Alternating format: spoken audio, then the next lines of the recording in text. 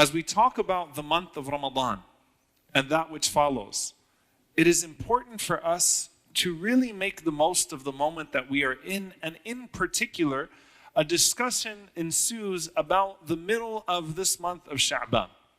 And so let me just start off with a few basic things. The Salaf, the pious predecessors, used to refer to this month as Shahrul Qurra, the month of the reciters, whereas Ramadan is Shahrul Quran. It is the month of the Quran, because this is the month where the reciters begin the recitation of the Quran, and they show their commitment to the Quran before the month of Ramadan even starts. This is the month of fasting for the people of ihsan, for the people of excellence. As Aisha radiallahu ta'ala anha said, I never saw the Prophet ﷺ fast a month after Ramadan more than this month of Sha'ban that we are in. And then you have the discussion about the 15th night of Sha'ban and whether or not there is anything that is specific to that night. And so I want to start with the following, inshaAllah ta'ala, and that is to say that the month of Sha'ban is virtuous in and of itself, and it offers us the opportunity, the potential to clear out our hearts and to prepare our hearts for Ramadan without anything of the month of Sha'ban needing to be any more distinguished than it already is. The month in and of itself is a month that is distinguished. The entire month honored and distinguished for those who wish to meet Ramadan with their hearts prepared and with their actions already in motion while other people are just trying to get started. It is already virtuous enough. But secondly, that what the Prophet ﷺ proposed or put forth as a reason for the blessing of this month is that the deeds are raised to Allah subhanahu wa ta'ala, تُرْفَعُ فِيهِ الْأَعْمَالِ, that the deeds are presented to Allah subhanahu wa ta'ala in this month, and that in and of itself should give us some pause. Because if the deeds are presented to Allah subhanahu wa ta'ala and Allah subhanahu wa ta'ala sees holes in those deeds before the month of Ramadan even starts, then it's important for us to start plugging those holes. But if the deeds are presented to Allah subhanahu wa ta'ala and we are blocked off from that presentation even happening in the first place, then what is the point of even going forward with our good deeds when our deeds are blocked off from Allah subhanahu wa ta'ala? What do I mean by that? The Prophet sallallahu alaihi wasallam used to fast every Monday and every Thursday. And when he was asked why he used to fast every Monday and every Thursday, he mentioned alayhi salatu wasalam, because those are the times in which the deeds are presented to Allah subhanahu wa ta'ala. And Allah subhanahu wa ta'ala is the most merciful when He accounts. But Allah subhanahu wa ta'ala sees two people who have a grudge, and He says, أَنظِرُوا هَذَيْنِ حَتَّى يَصْطَلِحَا, leave these two until they reconcile amongst themselves. Allah does not even look at their deeds. So there are those who, when the deeds are presented to Allah on Mondays and Thursdays, their deeds are not even looked at. And there are those who, when their deeds are presented to Allah subhanahu wa ta'ala on Mondays and Thursdays, they are in a state of fasting. And there's an entire spectrum in between. The Prophet sallallahu alaihi wasallam described this entire month as a month of accounting by Allah subhanahu wa ta'ala when the deeds are presented to Allah subhanahu wa ta'ala. And he wanted to be in a state of fasting as his deeds were in presentation to Allah subhanahu wa ta'ala. Now what does that even mean in the first place? Because Allah says, مَا يَلْفِظُ مِنْ قَوْلٍ إِلَّا لَدَيْهِ رَقِيبٌ عَتِيدٌ. Every word that you say is carefully documented. And Allah subhanahu wa ta'ala sees you at every moment. It is one of those things in which Allah subhanahu wa ta'ala has given us to let us know that there is careful attention in those moments. Similar to how you can make dua to Allah subhanahu wa ta'ala at every single moment. وَإِذَا سَأَلَكَ عِبَادِي عَنِّي فَإِنِّي قَرِيبٌ. When my servant calls upon me, I am close to them. But there is a special time that Allah subhanahu wa ta'ala wants you to know in that last third of the night that your dua is particularly attended to. And so your deeds are particularly attended to in the month of Sha'ban. Your deeds are particularly attended to on the night of Monday and Thursday, or on the day of Monday and Thursday. And you want to be attentive to those deeds as well, just as you want to be attentive to those du'as. Now, subhanAllah, when it comes to the 15th night of Sha'ban, almost all that has been narrated about it fails the threshold of authenticity, even being considered for authenticity. there is a narration that's strengthened by multiple narrations that many of the scholars have accepted, both classical and contemporary. And it revolves around these few deeds.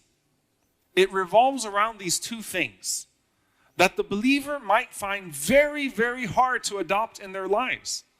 And it's more about what you're emptying out rather than what you're putting forward. That in this narration by Ibn Hibban, that the Prophet ﷺ was reported to have said that Allah subhanahu wa ta'ala looks out to His creation every single 15th night of Sha'ban. So the middle point of Sha'ban. وَيَغْفِرُ لِجَمِيعِ خَلْقِهِ, and Allah subhanahu wa ta'ala forgives all of His servants إِلَّا مُشْرِكْ أَوْ مُشَاحٍ, except for a disbeliever or a person who carries spite, hatred in their hearts. Shirk and shahna are the things that disqualify a person from being forgiven on that night. Did the Prophet ﷺ actually give an equation for how much Quran you should read on a regular basis, or some advice to the companions outside of the month of Ramadan? Is there a number that the Prophet ﷺ mentioned of how many times the Sahaba could do a khatam, they could finish the Quran cover to cover in a month? Does anybody know? No? You got the hadith right, but the number's off. So you have the right sigha, but yeah. All right, so there's one narration where the Prophet ﷺ prohibits, or seemingly prohibits, finishing the Quran more than once within 3 days. So that's one narration where the Prophet ﷺ seemingly prohibits finishing the entire Quran more than once in 3 days. Okay? There's another narration though. Abu Amir, you're there. What did you have for iftar? That's fine. You're close. But there's actually a narration where there's something that's prescriptive. So this is prohibitive, this is prescriptive. It's a narration where the Prophet ﷺ mentions اقرأ القرآن في سبع, to finish the Quran every 7 days if you would like to, and to not go beyond that. And this is actually, so a weekly khatam of the Quran. And so this is actually, when you read in the books of Ulum al-Quran, this is what's referred to as a tasbih. A tasbih. Reading the Quran once a week. And subhanAllah, it's a beautiful narration because there is a mechanism to this. One of the tabi'een authentically said, I asked the Prophet ﷺ, said, I asked the companions of the Prophet ﷺ, how did you used to finish the Quran? What was your methodology? So they said that we would read 3, and then 5, and then 7, and then 9, and then 11, and then 13, and then we would finish off with Al-Mufassal, which are the Surah Qaf onwards. What does that mean? 3, one day, day number 1, we'd read Al-Baqarah, Ali Imran, and Nisa. Then we'd read 5 the next day. So you take, after that, Al-Ma'idah to Surah At-Tawbah. Then we would read 7, starting from Surah Yunus onwards. Then we would read 9, 11, 13 by surahs. And then the last day we would take Al-Mufassal, which are Surah Qaf onwards. Surah Qaf until the end of the Mus'haf. So this is an authentic narration that gives you some insight into the ways, a methodical way that many of the companions of the Prophet ﷺ used to approach the Quran, reading it on a weekly basis. So that would give them 4 khatams a month. And this is something that's narrated from many of the Salaf.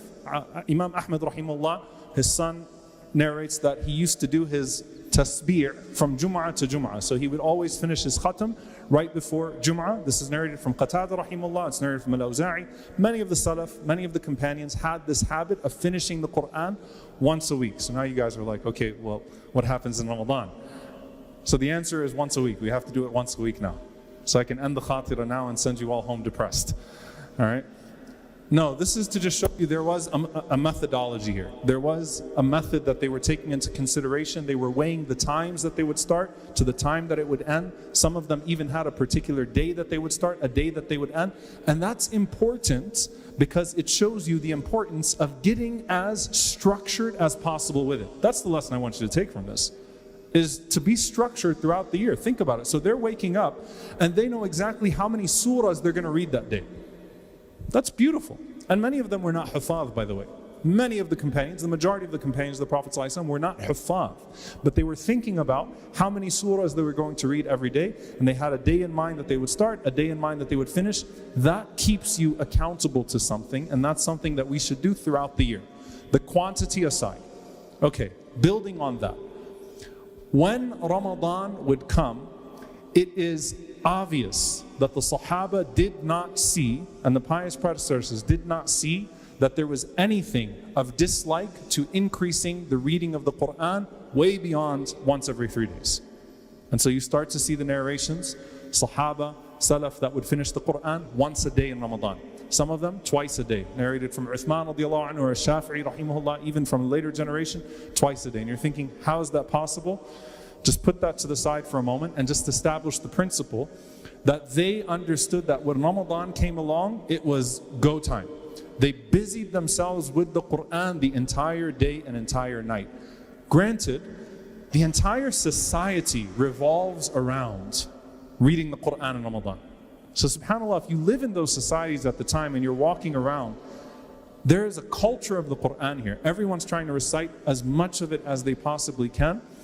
And they are exerting themselves in worship. And of course, some of this is included in their qiyam. They would recite in their qiyam, outside of their qiyam. The point is that there's another level of exertion within the month of Ramadan. So Qatada rahimahullah, for example, used to recite the Quran once a week. And then when Ramadan came around, so I want you to take another methodical point here. The first 20 days of Ramadan, he would finish the Quran once every 3 days. And then the last 10 nights of Ramadan, he'd finish it once a night. So he did once every 3 days within the first 20, and then he did once every one of the last 10 nights. That's what we're all going to be doing, right? Inshallah, one day. May Allah subhanahu wa ta'ala give us barakah in our time and give us that connection to the Quran.